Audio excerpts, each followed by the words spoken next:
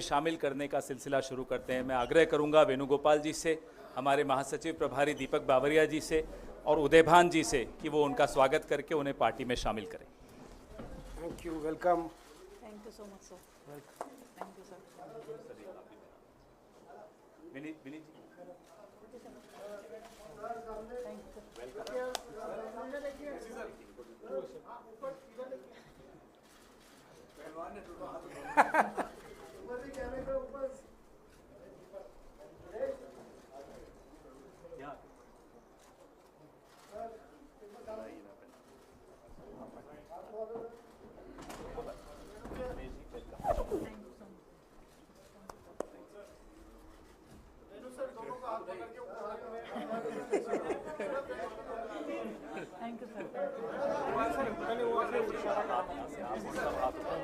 Sir एक बार हाथ ओके, थैंक यू।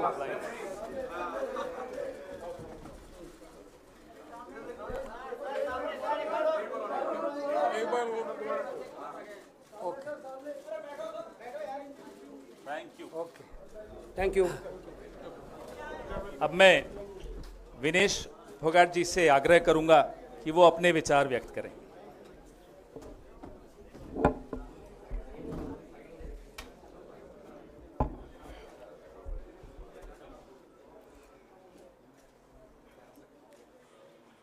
सबसे पहले तो मैं पूरे देशवासियों का बहुत बहुत धन्यवाद कहना चाहती हूँ, आप मीडिया पर्सन्स का भी, क्योंकि आप लोग ही हम लोगों को इतना through out the journey wrestling में आपने सपोर्ट किया है।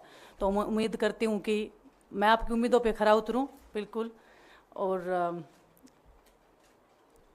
कांग्रेस पार्टी का मैं बहुत बहुत धन्यवाद करती हूँ, क्योंकि जब बोलते हैं ना कि बुरे टाइम में पता लगता है कि अपना कौन है।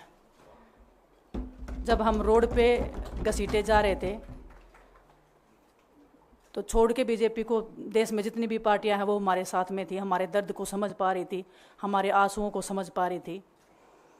मैं बहुत प्राउड फील कर रही हूँ कि मैं एक ऐसी पार्टी में, एक ऐसी विचारधारा में हूँ जो महिलाओं के साथ हो रहा अन्याय और उनके साथ बुरे बर्ताव के खिलाफ खड़ी है। वो लड़ाई लड़ने के तैयार है, सड़क से लेकर संसद तक। और मैं विश्वास दिलाती हूँ पूरे देशवासियों को कि जो मेहनत, जो लगन से हमने रेसलिंग में काम किया है, हम चाहते हैं कि देश के हर एक नागरिक को जो दर्द, जो तकलीफ़ हमने झेली है, खासकर महिलाओं के लिए, हर एक उस महिला के साथ में हम खड़े हैं जो अपने आप को लाचार, अपने आप को बेबस समझती है। रेसलिंग में मैंने पूरा कोशिश किया कि मैं जितनी भी महिलाओं को, छोटी बच्चियों को इंस्पायर कर सकती हूँ। मैं चाहती तो मैं जंतर मंतर पे रेसलिंग छोड़ सकती थी, और सभी लोग भी मान रहे थे, पूरा देश इस चीज़ पर विश्वास कर रहा था, क्योंकि बीजेपी आईटी सेल ने उस चीज़ को साबित करने की कोशिश की थी कि हम चले हुए कारतूस हैं, हम ख़त्म हो गए हैं, हम पॉलिटिक्स कर रहे हैं। उन्होंने बोला मैं नेशनल नहीं खेलना चाहती, मैंने नेशनल चैम्पियनशिप खेला। उन्होंने बोला ये ट्रायल्स दे के नहीं जाना चाहते, मैंने ट्रायल्स भी दिया। उन्होंने बोला कि ओलंपिक्स लेवल तक नहीं जाना चाहते, मैं ओलंपिक्स में गई, मैं फाइनल्स में गई। अनफॉर्चुनेटली परमात्मा को कोई और चीज़ मंजूर होगी। एक चीज़ मुझे पता है कि जब मेहनत आप करते हो तो ज़रूरी नहीं कि आपको उसी दिशा में मिले, कई बार दूसरी चीज़ों में भी आपको वो फल मिल जाता है। और परमात्मा ने मुझे मेरे देश के लोगों की सेवा करने का जो मौका दिया है, वो मैं मानती हूँ कि उससे बड़ा पुण्य का काम कोई नहीं हो सकता है। मेरे लिए बहुत प्राउड की बात है, बहुत एक मैं नई पारी की शुरुआत कर रही हूँ आज से। मैं चाहती हूँ कि जो हमने फेस किया एज ए खिलाड़ी होने के नाते, उन सब खिलाड़ियों को वो चीज़ ना फेस करनी पड़े। हम उनकी लड़ाई में साथ हैं। शायद उनको आज हिम्मत मिले कि जो पार्टियां पावर में रहती हैं शायद वो साथ में नहीं खड़ी हों, लेकिन उनके बहन भाई हैं जो उनके साथ में खड़े हैं। और उन्हें पता है स्पोर्ट्स में कितना गलत होता आया है, नहीं बोल पाते हैं खिलाड़ी। आप हमसे देख लो, बजरंग के ऊपर डोप का बैन लगा दिया 4 साल का, सिर्फ किसी लिए कि सिर्फ उन्होंने आवाज़ उठाई थी हमारे साथ बैठ के। तो उसका भुगतान हम कर रहे हैं, आज तक कर रहे हैं, लेकिन हम डरेंगे नहीं, पीछे नहीं हटेंगे। जो लड़ाई थी वो जारी है, ख़त्म नहीं हुई है। कोर्ट में हमारा केस चल रहा है, वो लड़ाई भी हम जीतेंगे, ज़िंदगी की जंग भी हम जीतेंगे।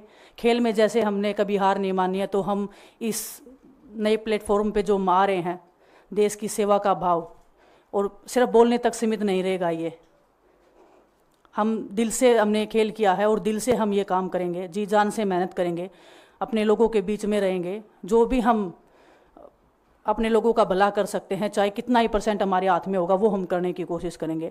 और मैं अपनी बहनों को बताना चाहती हूँ कि आपकी बहन आपके साथ में है, किसी भी मुसीबत में, किसी भी पल, किसी भी क्षण आप ऐसे मत समझना कोई भी आपके साथ में नहीं है।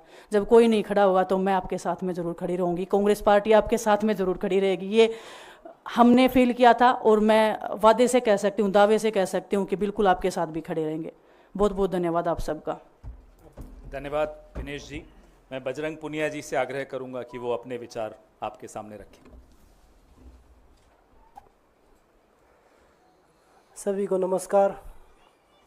और मैं धन्यवाद दूंगा केसी जी का, हरियाणा के प्रभारी हमारे दीपक बावरिया जी का, अध्यक्ष हमारे उदयभान जी का, पवन खेड़ा जी का और विनीत पुनिया जी का, और जितने भी कांग्रेस के हमारे लीडर हैं उन सब का, कि हमें विनेश ने बताया कि बुरे समय में हमारे साथ खड़े हुए।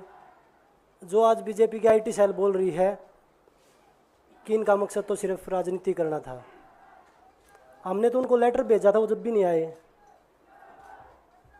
हमने तो बीजेपी के जो सांसद थी, जितनी भी महिला सांसद थी, उनके घर पे लेटर दिया था, वो फिर भी उन बच्चियों के साथ नहीं खड़े हो पाए। कांग्रेस पार्टी तो बिना कुछ हमने इनको बताया ये वहाँ पे हमारे साथ खड़े हुए।